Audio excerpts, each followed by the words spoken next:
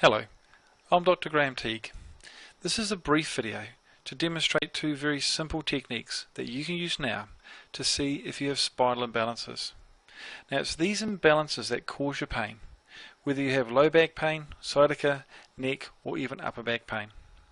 Now the first test is very simple. All you're doing is looking at your pelvic height. So all you do is look in a mirror and note if one side of your pelvis is higher than the other. Now, there are two landmarks that you can use. The first is what's called the ASIS, which are the bumps on the front of your pelvis, or alternately, you can just place your hands on top of your hips. Now, what you'll note is that one side of your pelvis is higher than the other, and this creates what's called a rotational imbalance. If your left side is higher, you have what's called an LFP, and if you have the right side higher, you have an RFP. Now, the bigger the height change, the bigger the imbalance is occurring in your spine. And also you can look at the side view of your posture, and this is what detects what's called a tilt type imbalance, where you can have a sway back where the curve in your low back is a lot greater, or you may have a flattened spine.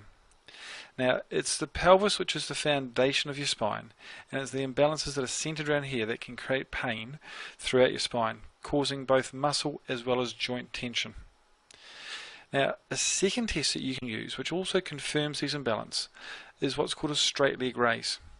So simply lie on your back with your knees bent and then straighten one leg and raise it as high as you can until you can feel a pulling in the back of your leg or in your lower back. And then just repeat this for the other side. Now there are two things that you will note.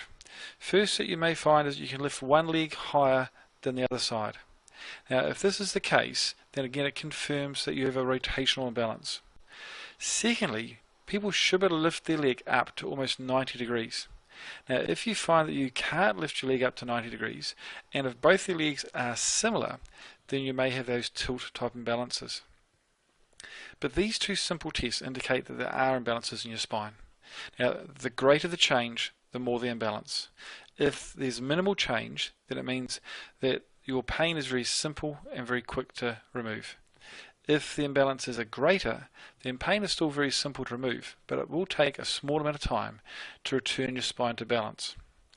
But these two tests can be used to detect your imbalances now, but you also can use them to monitor your imbalances. Long-term wise, you can use these same tests to make sure your spine stays in balance, which is important for a long-term future of being